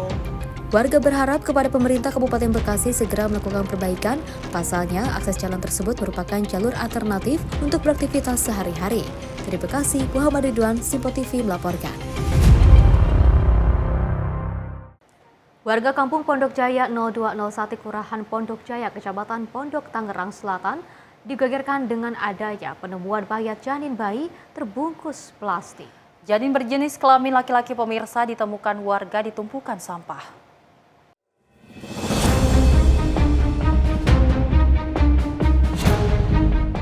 Inilah foto dan video yang diabadikan warga. Terlihat sesosok mayat bayi laki-laki yang diperkirakan usia 7 bulan yang ditemukan di tempat sampah dengan terbungkus kardus dan plastik di Kampung Pondok Jaya, RT 0201, Kelurahan Pondok Jaya, Kecamatan Pondok, Tangerang Selatan, Banten. Penemuan mayat bayi berawal dari seorang warga yang hendak membuang dan juga akan membakar sampah. Saat ingin mengambil sampah kardus untuk dibakar, warga tersebut kaget melihat ada sesosok bayi berjenis kelamin laki-laki dengan kondisi meninggal dunia, yang masih ada tali pusar dan juga diperkirakan berusia 7 bulan. Warga yang menemukan pun langsung memberitahukan warga lainnya dan RT setempat dan menginformasikan ke pihak kepolisian, dan saat tiba di lokasi petugas kepolisian langsung melakukan pemeriksaan dengan penemuan mayat bayi tersebut hingga diberikan garis polisi di lokasi penemuan mayat bayi. Rodiah, warga yang mengatakan bayi yang ditemukan sudah berbentuk kepala sama kaki dan tangan. Awalnya warga mau buang sampah dan membakar sampah, namun setelah mengambil sampah kardus yang mau dibakar, ternyata ada mayat bayi berjenis kelamin laki-laki. Dan penemuan bayi ini pun gegerkan warga karena baru pertama kali. Seperti ya udah jadi, udah berbentuk kepala, kaki, tangan, berbentuk dia. Keadaan centang, tukang jus, yang jus di depan itu, ya. Awalnya dia lagi membuang sampah, mau bakar. Setelah mau bakar, dilihat dulu, terus dilihat nggak taunya ada bayi. Akhirnya nggak jadi, taruh di sini. Yang dari pohon pisang, seperti ditutupin pohon pisang. Udah dalam keadaan meninggal, masih ada ininya. Sedikit ya. Laki-laki. Iya, laki-laki. Ya geger juga cuma karena penduduk sedikit. Jadi nggak begitu banyak lah yang niat. Udah lihat pergi gitu ya. Untuk dibawa ke rumah sakit, untuk divisum melalui ambulan. Sementara itu, mayat bayi tersebut sudah dibawa ke RSUD Kabupaten Tangerang untuk dilakukan otopsi, dan kasus penemuan mayat bayi ini sudah dalam penanganan kepolisian sektor Pondok Aren. Tim kontributor Simpo TV melaporkan. Roket Starship milik Space 10 kembali meledak di Texas, Amerika Serikat pada Rabu malam 18 Juni 2025. Insiden terjadi tepat saat mempersiapkan uji terbang ke-10. Namun pemirsa, tiba-tiba wahana antariksa tersebut meledak dan menghasilkan bola api raksasa ke langit. Even the other day when they, whoa!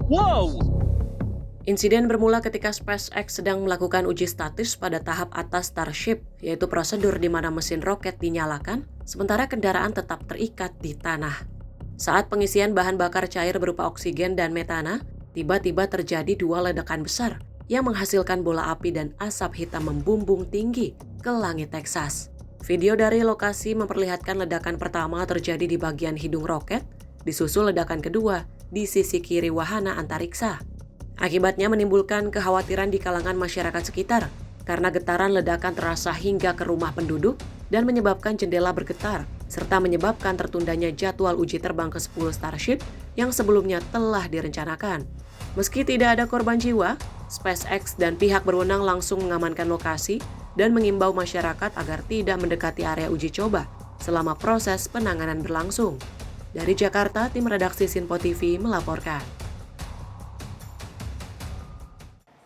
Informasi lainnya, pemirsa, tim SAR gabungan akhirnya berhasil menemukan 2 korban longsor di lokasi Galian C, Kelurahan Argasunyak, Kecamatan Harjamukti, Kota Cirebon setelah 5 jam pencarian. Dan 2 korban tertimbun longsor di tambang Galian C ilegal ditemukan tewas di tempat.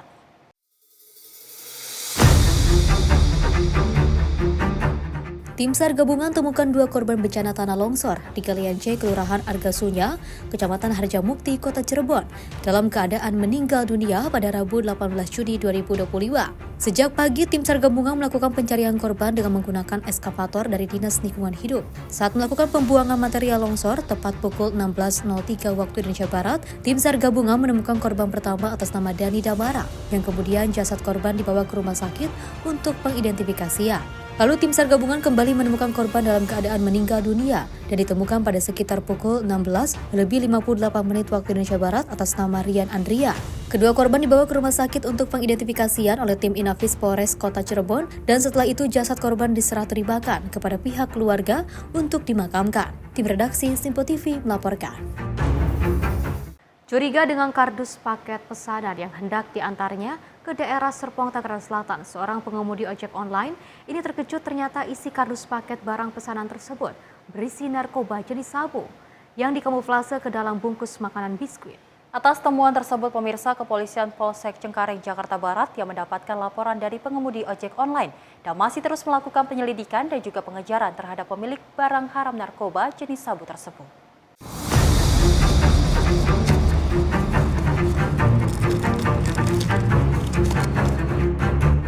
Kardus paket pesanan yang hendak diantarkan seorang pengemudi ojek online ini terpaksa dibongkar petugas Kepolisian Unit Reserse Narkoba Polsek Cengkareng, Jakarta Barat.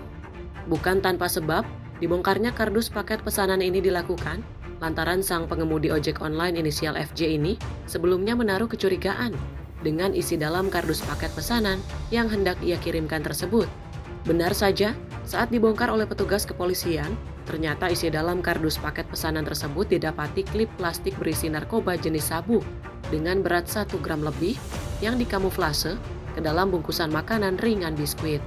Menurut saksi, sang pengemudi ojek online tersebut sebelumnya kardus paket pesanan tersebut ia peroleh dari seseorang di kawasan Jalan Sahabat Cengkareng, Jakarta Barat dengan tujuan pengantaran ke wilayah Serpong, Tangerang Selatan.